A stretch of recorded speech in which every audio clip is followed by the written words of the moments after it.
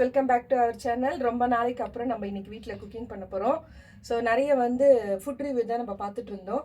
இன்னைக்கு tofu butter masala எப்படி செய்யறதுன்னு பார்க்கலாம். தோஃபுன்றது பிரியாணி மாதிரி தான் இருக்கும். பட் இதில் நிறைய ப்ரோட்டீன் இருக்குது, ஹை ப்ரோட்டீன் இருக்குது. தோஃபுன்றது வேற ஒன்றும் இல்லை, சோயா மீலுன்னு சொல்லுவோம் இல்லையா, சோயாபீன் சோயா மில்க்குன்ட்டு. ஸோ அதில் தான் செய்யறது இது.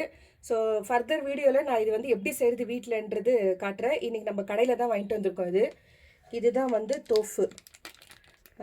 இது இது பன்னீர் மாதிரியே தான் இருக்கும், பட் டேஸ்ட் டிஃப்ரெண்ட்டாக இருக்கும். ஹை ப்ரோட்டீன் இருக்குது இதில், இங்கே பாருங்கள். ஸோ இதுதான் இன்றைக்கி நம்ம பட்டர் மசாலா பண்ண போகிறோம். 2 பாக்கெட் வாங்கியிருக்கேன். ஸோ இதுக்கு தேவையான மசாலா நம்ம பார்க்கலாம். 3 மீடியம் சைஸு வெங்காயம் கட் பண்ணி வச்சுருக்கேன். இது நம்ம வதக்க போகிறோம், அதனால் நான் பெரிய பெரிய சைஸாகவே கட் பண்ணி வச்சுருக்கேன். அதே மாதிரி 3 மீடியம் சைஸு தக்காளி கட் பண்ணி வச்சுருக்கேன். காரத்துக்கு ஒரு 8 பச்சை மிளகாய் எடுத்திருக்கேன். இது 4 பச்சை மிளகாய் நம்ம வதக்கிறதுக்கும் திரும்ப தாளிக்கும் போது யூஸ் பண்ண போகிறோம். 1/4 ஸ்பூன் மஞ்சத்தூள், 1 ஸ்பூனுக்கு கரம் மசாலா, 2 டேபிள் ஸ்பூனுக்கு மிளகாத்தூள் எடுத்திருக்கேன். இது கொழும்பு மிளகாத்தூள், தனியாத்தூள், மிளகாத்தூள் ரெண்டுமே சேர்ந்துருக்கு. நீங்கள் தனித்தனியாக இருந்துச்சுன்னா அதுக்கு தகுந்த மாதிரி கணக்கு போட்டு சேர்த்துக்கோங்க. 1 ஸ்பூனுக்கு இஞ்சி பேஸ்ட்டு, 1 ஸ்பூன் பூண்டு பேஸ்ட், தேவையான அளவு உப்பு, முந்திரி பருப்பு ஒரு 10 எடுத்திருக்கேன். கார்னிஷ்க்கு கொஞ்சம் கொத்தமல்லி. இது பட்டர் போட்டு நம்ம செய்யறதுனால கொஞ்சம் பட்டரும் எடுத்திருக்கேன். இவ்வளோ பட்டர் நம்ம போட போகிறதில்ல, கொஞ்சம் தான். மசாலா இது பார்த்துக்கோங்க. 2 பே லீஃபு, பட்டை, லவங்கம், ஏலக்காய், மராட்டி முக்கு எடுத்திருக்கேன். ஸோ இது நீங்கள் வேணும்னா சேர்த்துக்கோங்க, கொஞ்சம் வாசனை நல்லாயிருக்கும், அதுக்காக தான். நம்ம கட் பண்ணி எடுத்துக்கலாம்.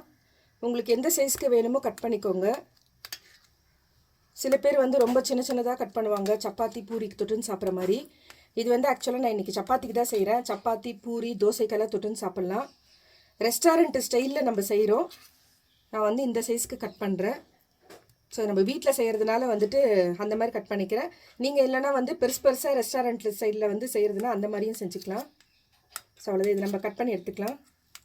இது கட் பண்ணி எடுத்தாச்சு. இதை கொஞ்சம் நம்ம பட்டர் மசாலான்றதுனால கொஞ்சமாக பட்டர் போட்டு இதை வதக்கி எடுத்துக்கலாம். ஃபஸ்ட்டு 2 ஸ்பூனுக்கு பட்டர் சேர்த்துக்கேன். உங்களுக்கு பட்டர் வேணா சேர்த்துக்கோங்க, அப்படி இல்லைன்னா ஸ்கிப் பண்ணிட்டு நீங்கள் ஆயில் கூட சேர்த்துட்டு வதக்கிக்கலாம். அந்த பச்சை ஸ்மெல்லு போகிறதுக்காக தான் நம்ம வதக்கி எடுத்துக்கிறோம். வெண்ணெய் கொஞ்சம் மெல்ட் ஆகிடுச்சு. ஸோ இதில் நம்ம சேர்த்து வதக்கிக்கலாம்.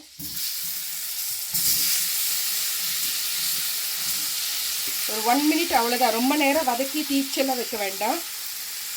அந்த ஸ்மெல்லு போகிறதுக்காக நம்ம வதக்குறோம், அவ்வளோதான். போட்டுட்டு கொஞ்சம் மெதுவாக அப்படியே திருப்பி விட்டுக்கோங்க. ஸோ வதங்கிடுச்சு. இப்போ நம்ம எடுத்துடலாம். இன்னொரு தடவை சொல்கிறேன், ரொம்ப நேரம் வதக்க வேண்டாம், ஜஸ்ட் அது திருப்பி எடுக்கணும், அவ்வளோதான். இந்த பட்டரில் டிப் ஆகணும்.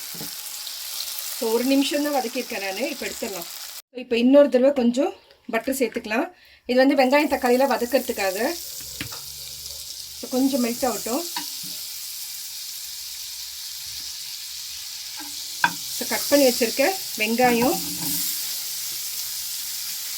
தக்காளி,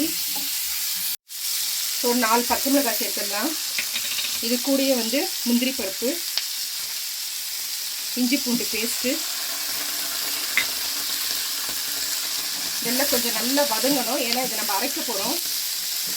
வதங்கிடுச்சு. கொஞ்சம் ஆற விட்டுட்டு அப்புறமா மிக்சி ஜாரில் போட்டு அரைச்சி எடுத்துக்கோங்க.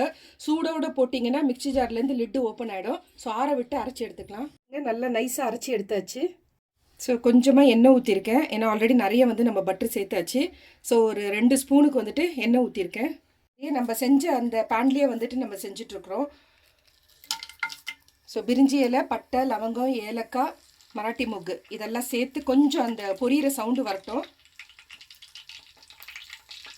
ஸோ இதோடையே நம்ம பச்சை மிளகாவும் சேர்த்துக்கலாம். பச்சை மிளகாய் சேர்க்கும் போது ஒரு கீரல் போட்டு சேருங்க, இல்லைனா அப்படியே வெடிக்க ஆரம்பிக்கும். இப்போ நம்ம அரைச்ச விழுதை இதோட சேர்த்துக்கலாம். சேர்த்துட்டு ஒரு தடவை கிளறி விட்டுருங்க.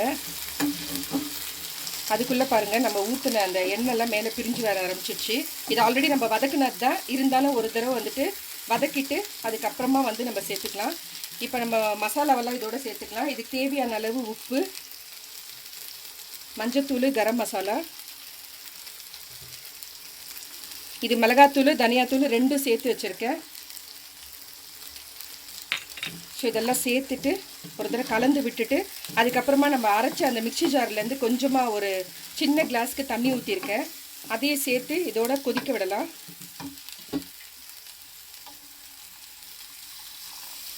அவ்வளோதான், இது கொதி வரட்டும். கொதிக்க ஆரம்பிச்சிருச்சு. இந்த டைமில் நம்ம வதக்கி வச்சதை இதோடு சேர்த்துடலாம். சேர்த்துட்டு ஒரு லிட்டு போட்டு மூடி விட்டு ஒரு 2 நிமிஷத்துக்கு அப்படியே இருக்கட்டும்.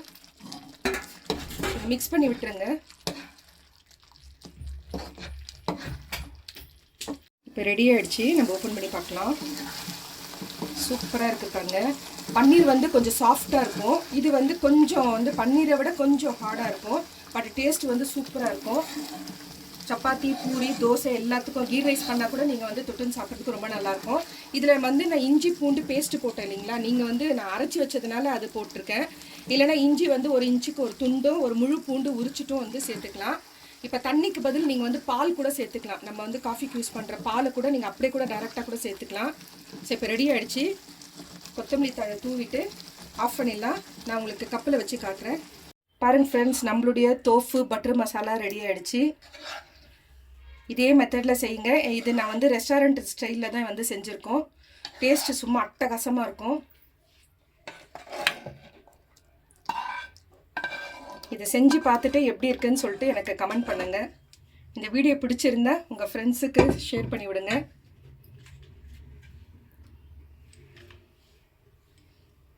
ஸோ நம்மளுடைய தோஃபு மசாலா ரெடி. வீடியோ பிடிச்சிருந்தா லைக் பண்ணுங்கள். புதுசாக பார்க்குறவங்களா இருந்தால் சப்ஸ்கிரைப் பண்ணுங்கள். மறக்காமல் பெல் ஐக்கானை ப்ரெஸ் பண்ணுங்கள். அப்போ தான் நான் போடுற வீடியோ உடனுக்குடன் நோட்டிஃபிகேஷன் வரும். Thank you friends. Take care. பாய்.